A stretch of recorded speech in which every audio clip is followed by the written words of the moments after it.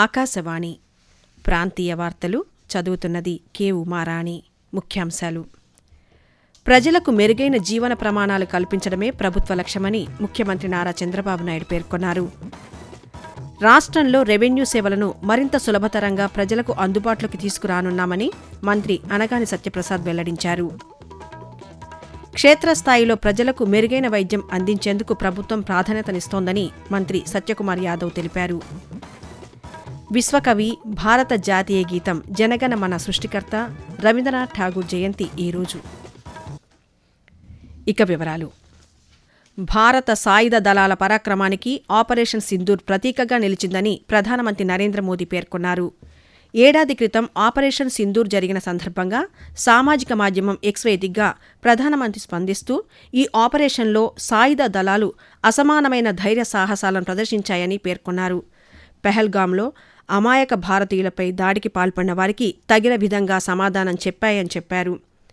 సంవత్సరం తర్వాత కూడా ఉగ్రవాదాన్ని ఓడించడానికి, దానికి ఊతమిచ్చే వ్యవస్థను నిర్మూలించడానికి అంతే స్థిరమైన సంకల్పంతో భారత్ ఉందని ప్రధానమంత్రి స్పష్టం చేశారు. ఆర్థిక అసమానత లేకుండా ప్రజలకు మెరుగైన జీవన ప్రమాణాలు కల్పించడమే ప్రభుత్వ లక్ష్యమని ముఖ్యమంత్రి నారా చంద్రబాబు నాయుడు పేర్కొన్నారు. అమరావతిలోని రాష్ట్ర సచివాలయంలో ముఖ్యమంత్రి అధ్యక్షతన 7వ కలెక్టర్ల సదస్సు ఈరోజు ప్రారంభమైంది. ఈ సమావేశంలో పలు అంశాలపై అధికారులతో చర్చించారు. జిల్లాల వారీగా ఆర్థిక వృద్ధి అంచనాలపై ముఖ్యమంత్రి సమీక్ష నిర్వహించారు. ఈ సందర్భంగా చంద్రబాబు నాయుడు మాట్లాడుతూ పెట్టుబడుల కోసం ఉత్తమ విధానాలు తీసుకువచ్చామన్నారు. గ్రీన్ ఎనర్జీ, డేటా సెంటర్ పెట్టుబడుల గమ్యస్థానంగా ఆంధ్రప్రదేశ్ ఉంటుందని తెలిపారు. ప్రజలకు మెరుగైన జీవన ప్రమాణాలు కల్పించేలా డిజిటల్ సాంకేతికతను సమర్థంగా వినియోగించుకోవాలని ముఖ్యమంత్రి పేర్కొంటూ, అనునిత్యం రిఫార్మ్, ఇన్నోవేషన్, డెలివరీ, ఈ మూడు కూడా మనం ఎక్కడికక్కడ వర్కౌట్ చేసుకోగలిగితే it is inspiring time. Technology is matured.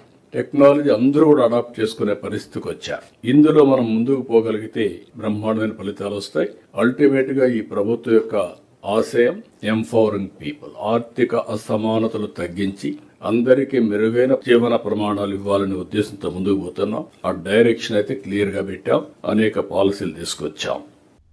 రాష్ట్రంలో రెవెన్యూ రిజిస్ట్రేషన్ సేవలను ఒకే వేదికపైకి తీసుకువచ్చి ప్రజలకు మరింత సులభంగా రెవెన్యూ సేవలను అందుబాటులోకి తీసుకురానున్నామని రెవెన్యూ శాఖ మంత్రి అనగాని సత్యప్రసాద్ తెలిపారు.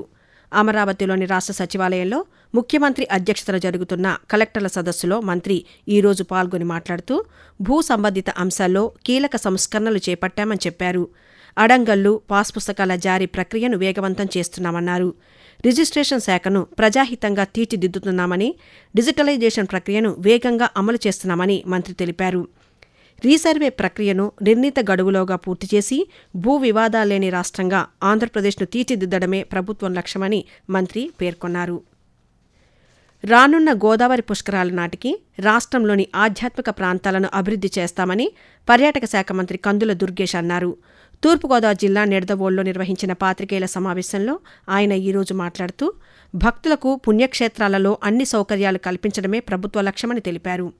జిల్లాలోని నిడదవోలు నియోజకవర్గంలోని పలు దేవాలయాల అభివృద్ధికి పరిపాలనా అనుమతులు, నిధులు మంజూరయ్యాయని చెప్పారు. నిర్ణీత గడువులోపు ఆగమశాస్త్ర నియమాల ప్రకారం నాణ్యతతో నిర్మాణ పనులు పూర్తి చేసి ప్రజలకు అందుబాటులోకి తెస్తామని మంత్రి వివరించారు. క్షేత్రస్థాయిలో పేద ప్రజలకు మెరుగైన వైద్యం అందించేందుకు ప్రభుత్వం ప్రాధాన్యతనిస్తోందని వైద్య ఆరోగ్య శాఖ మంత్రి వై సత్యకుమార్ యాదవ్ తెలిపారు. కాకినాడ ప్రభుత్వ ఆసుపత్రిలోని వ్యసనముక్తి వార్డును మంత్రి నిన్న పరిశీలించి అక్కడ చికిత్స పొందుతున్న రోగులతో మాట్లాడి వారి ఆరోగ్య పరిస్థితిని తెలుసుకున్నారు. అనంతరం వైద్య అధికారులతో సమావేశం నిర్వహించారు. ఈ సందర్భంగా మంత్రి మాట్లాడుతూ సంజీవిని డిజిటల్ ప్లాట్ఫామ్ ద్వారా వ్యక్తిగత ఆరోగ్య రికార్డును అందుబాటులోకి తెస్తామని, 104 సేవల ద్వారా ఇంటి వద్దకే పలు వైద్య పరీక్షలు అందిస్తామని వివరించారు. ప్రభుత్వ ఆసుపత్రులలో పారదర్శకతను, వైద్య సేవలను మెరుగుపరచడానికి ప్రభుత్వం చర్యలు తీసుకుంటుందని మంత్రి తెలుపుతూ, ఐపీ సేవలు కానీ లేదా డయాగ్నోస్టిక్ పరీక్షలు కానీ, డాక్టర్ల లభ్యత విషయంలో కానీ, వైద్య సిబ్బంది వ్యవహార శైలిలో కానీ చాలా మార్పు వచ్చిన విషయాన్ని తెలుస్తూ ఉంది. ప్రతి సిబ్బందికి ప్రత్యేకంగా అభినందనలు, ధన్యవాదాలు తెలియజేస్తున్నా. 600 కోట్లతో ఈ రాష్ట్రంలో 24 క్రిటికల్ కేర్ బ్లాక్లను మంజూరు చేయడం జరిగింది. దాంట్లో దాదాపు 14 పూర్తిగా వస్తున్నాయి. ఇంకొక 10 భూమి పూజ చేస్తున్న నేపథ్యంలో ప్రారంభోత్సవానికి అదేవిధంగా శంకుస్థాపనకి 14వ తేదీ కేంద్ర ఆరోగ్య శాఖ మంత్రి జేపీ నడ్డా గారు, ముఖ్యమంత్రి చంద్రబాబు నాయుడు గారు కలిసి చేసే అవకాశం ఉంది. ప్రజలకు మెరుగైన మౌలిక వసతులు కల్పించడమే ప్రభుత్వ లక్ష్యమని భూగర్భ గనుల శాఖ మంత్రి కొల్లు రవీంద్ర అన్నారు.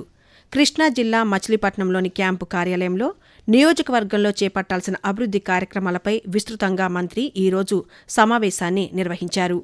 పార్కులు, మురుగునీటి వ్యవస్థ ఆధునీకరణతో పాటు అపరిష్కృతంగా ఉన్న పనుల పురోగతిపై సమీక్ష నిర్వహించారు.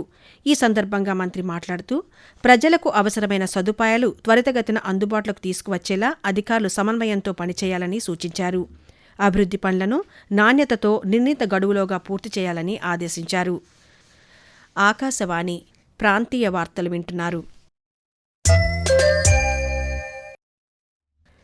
ప్రముఖ స్వాతంత్ర సమరయోధులు, మన్యం వీరుడు అల్లూరి సీతారామరాజు వర్ధంతి ఈరోజు. మన్యం ప్రజల సంక్షేమం కోసం తన ప్రాణాలనే త్యాగం చేసిన పోరాట యోధుడు సీతారామరాజు. 1897 జూలై 4వ తేదీన నాటి విశాఖ జిల్లాలోని పాండ్రంగి గ్రామంలో ఆయన జన్మించారు. స్వాతంత్ర్య ఉద్యమంలో గిరిజనుల హక్కుల కోసం బ్రిటిష్ వారితో గొప్ప పోరాటం చేశారు. 1924 మే 7వ తేదీన బ్రిటిష్ అధికారులు ఎక్కుపెట్టిన తుపాకీకి ఎదురొడ్డి వందే మాతరాన్ని నినదిస్తూ అతి చిన్న వయసులోనే దేశం కోసం ప్రాణాలను అర్పించిన ఆ మహనీయుని వర్ధంతి సందర్భంగా రాష్ట్రవ్యాప్తంగా అనేక కార్యక్రమాలు నిర్వహిస్తున్నారు. అల్లూరి సీతారామరాజు వర్ధంతి సందర్భంగా రాష్ట్ర గవర్నర్ ఎస్ అబ్దుల్ నజీర్, ముఖ్యమంత్రి నారా చంద్రబాబు నాయుడు సామాజిక మాధ్యమం ఎక్స్ వేదికగా నివాళులర్పించారు. అల్లూరి సీతారామరాజు పోరాటం నేటికీ స్ఫూర్తిదాయకమని పేర్కొన్నారు. రైల్ పార్సిల్ యాప్ ద్వారా వినియోగదారులు పార్సిల్ బుకింగ్, ట్రాకింగ్ వంటి సేవలను సులభంగా పొందవచ్చని Vijayawada railway division manager Mohit Sonakia అన్నారు. విజయవాడలో ఆయన ఈరోజు మాట్లాడుతూ రైల్ పార్సిల్ యాప్ను దక్షిణ మధ్య రైల్వేలోని విజయవాడ జోన్లో ప్రయోగాత్మకంగా అమలు చేస్తున్నామని చెప్పారు. విజయవాడ డివిజన్ పరిధిలోని విజయవాడ, రాజమహేంద్రవరం రైల్వే స్టేషన్లలో ఈ సేవలు అందుబాటులో ఉన్నాయని తెలిపారు. రైళ్లలో పార్సిళ్లను సులభంగా ఇంటి వద్ద నుంచే బుక్ చేసుకోవచ్చునని ఈ యాప్ను వినియోగదారులు ఉపయోగించుకోవాలని కోరారు. విశ్వకవి, భారత జాతీయ గీతం జనగణమన సృష్టికర్త, నోబెల్ పురస్కార గ్రహీత రవీంద్రనాథ్ ఠాగూర్ జయంతి ఈరోజు. 1861 మే 7వ తేదీన కలకత్తాలో జన్మించిన ఆయన బాల్యంలోనే అనేక పద్యాలు, వ్యాసాలు రాశారు. రవీంద్రనాథ్ రచించిన గీతాంజలి కావ్యానికి నోబెల్ పురస్కారం లభించింది. ఆయన రచించిన జనగణమన గీతాన్ని భారత రాజ్యాంగ సభ 1950 జనవరి 24వ తేదీన జాతీయ గీతంగా ఆమోదించింది. విద్య, కళల వికాసానికి కృషి చేసిన రవీంద్రనాథ్ ఠాగూర్ 1941 ఆగస్టు 7వ తేదీన తుదిశ్వాస విడిచారు. రవీంద్రనాథ్ ఠాగూర్ జయంతిని పురస్కరించుకొని జనగణమన గీతాన్ని ఆయన గళంలో ఒకసారి విందాం. जनगणमन अधिनायक जय हे भारत भाग्य विधाता, पंजाब सिंध गुजरात मराठा द्राविड युत्कल बंगा, विंध्य हिमाचल जमुना गंगा उत्थल जलधि तरंगा, तब शुभ नामे जागे तब शुभ आशीष मागे, गाहे तब जय गाथा जनगण मंगलदायक जय हे भारत भाग्य विधाता, जय हे जय हे जय हे. ప్రాంతీయ వార్తలు ముగించే ముందు ముఖ్యాంశాలు మరోసారి.